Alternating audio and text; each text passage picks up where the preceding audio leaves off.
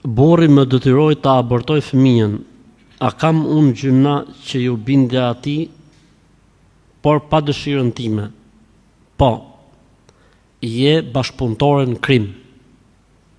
Bashkëshortu ju të ka bërë krim, duke bërë abortin në një fëmijë, po edhe ti që je bindur burrit tënd, je bashkëfajtore dhe je bashkë me të njësoj në mëkat dhe në gjuna.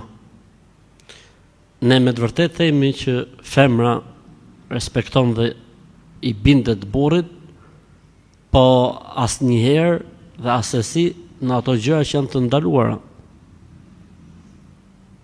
Aborti në Islam është haram, i ndaluar.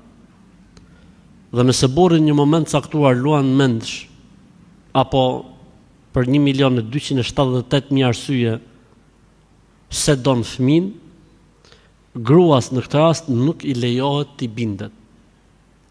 Në momentin që i bindet, është në mëkat njësoj, si ai që urdhëroi apo e dëshiroi, si kjo që ju bind dhe e zbatoi dhe e çoi në vend. I dërguari i Allahut sallallahu alaihi wasallam e ka sqaruar situatën duke thënë: La ta'ata li makhluqin fi ma'siyati al-khaliq. Nuk lejohet që me ju bind krijesës duke kundërshtuar krijuesin.